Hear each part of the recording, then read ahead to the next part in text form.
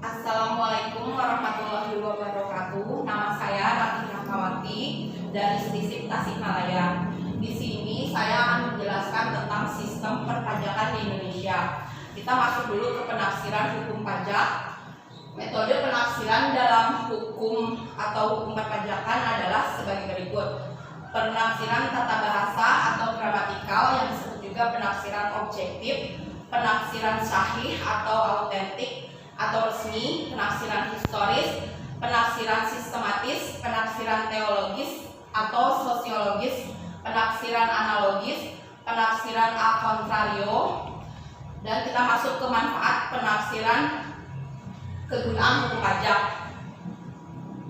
Satu, sebagai acuan dalam menciptakan sistem pemungutan pajak yang harus memenuhi syarat keadilan, efisien, dan kesederhanaan dalam undang-undang hukum pajak. Kedua, sebagai sumber yang menerangkan tentang subjek ataupun objek yang perlu dan tidak perlu dijadikan sumber pemungutan pajak yang berfungsi untuk meningkatkan potensi pajak di negara ini. Adapun pajak berfungsi sebagai acuan dalam pembagian beban pajak kepada rakyat yang didasarkan pada kepentingan tiap-tiap orang. Tiga, sebagai penjelas tentang penggunaan atau pemanfaatan dari hasil pemungutan pajak baik dalam memenuhi anggaran APBN serta APBD maupun memenuhi target perolehan pajak yang akan digunakan untuk kepentingan sosial dan kesejahteraan umum. Keempat, hukum pajak juga memiliki fungsi sebagai dalam menetapkan kepastian yang berupa sanksi administrasi maupun sanksi tata usaha, sanksi pidana berupa penjara ataupun kurungan.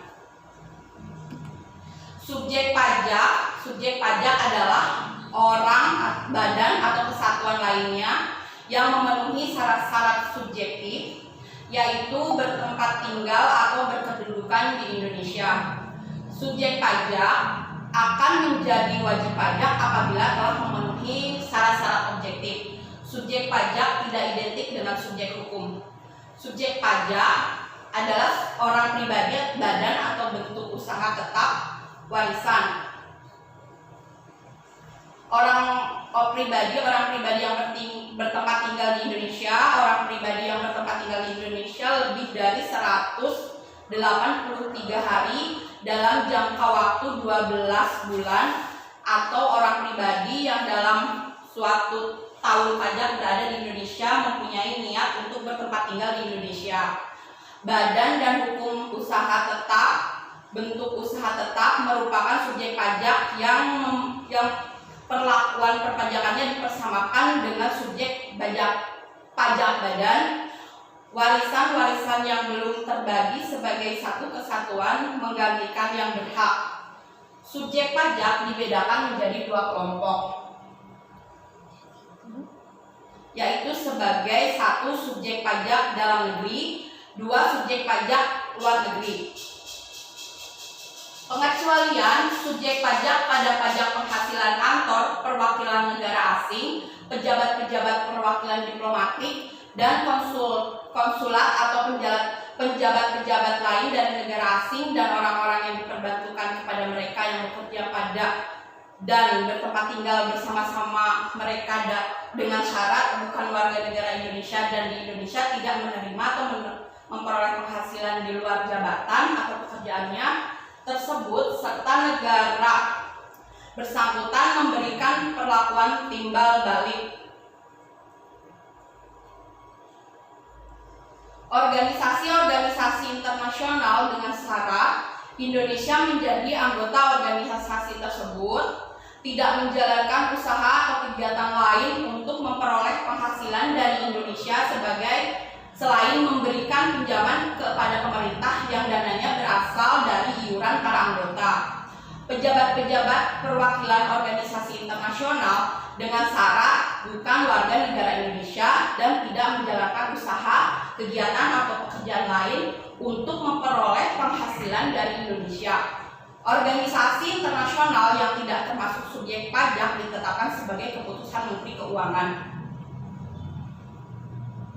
Masuk ke objek pajak. Objek pajak atau penghasilan menurut Undang-Undang Nomor 36 Tahun 2008 adalah setiap tambahan kemampuan ekonomis yang diterima atau diperoleh wajib pajak baik yang berasal dari Indonesia maupun dari luar Indonesia, yang dapat dipakai untuk konsumsi atau untuk menambah kekayaan wajib pajak yang bersangkutan dengan nama dan dalam bentuk apapun.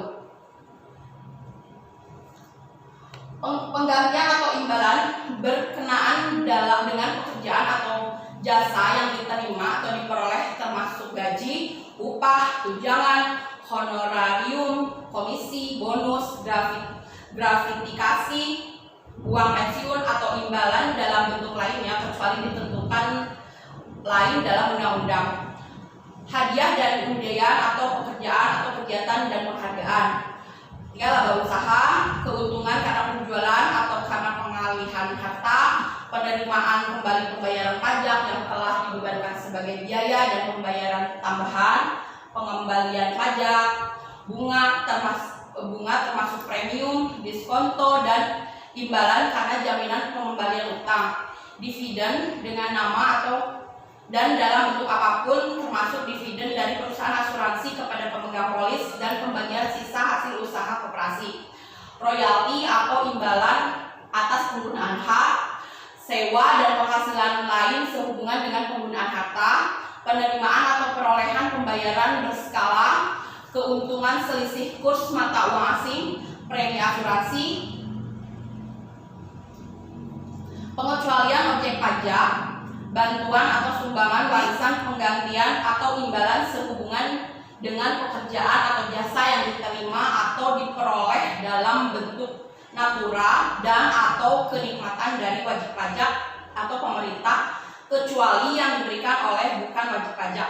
Wajib pajak yang dikenakan pajak secara final atau wajib pajak yang menggunakan norma perhitungan khusus sebagaimana dimaksud dalam pasal 15, pembayaran dari perusahaan asuransi kepada orang pribadi sehubungan dengan asuransi kesehatan, asuransi kecelakaan, asuransi jiwa, asuransi dwiguna, dan asuransi beasiswa, dividen atau bagian laba yang diterima atau diperoleh persero terbatas sebagai wajib pajak dalam negeri, koperasi, badan usaha milik negara, atau badan usaha milik daerah dari penyertaan modal pada badan usaha yang didirikan dan berkedudukan di Indonesia, iuran yang diterima atau diperoleh dana pensiun yang pendiriannya telah disahkan Menteri Keuangan, baik yang dibayar oleh pemberi kerja maupun pegawai, penghasilan dari modal yang ditanamkan oleh dana pensiun dalam bidang-bidang tertentu yang ditetapkan dengan keputusan Menteri Keuangan,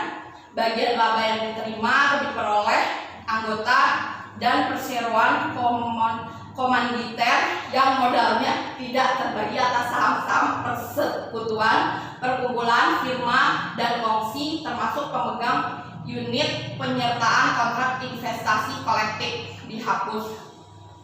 Penghasilan yang diterima atau diperoleh perusahaan modal Ventura berupa bagian laba dari badan pasangan usaha yang didirikan dan menjalankan usaha atau kegiatan di Indonesia.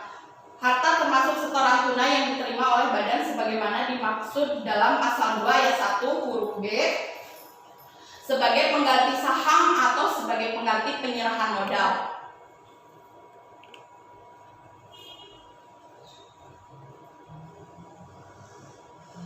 Sekian penjelasan dari saya. Terima kasih. Wassalamualaikum warahmatullahi wabarakatuh.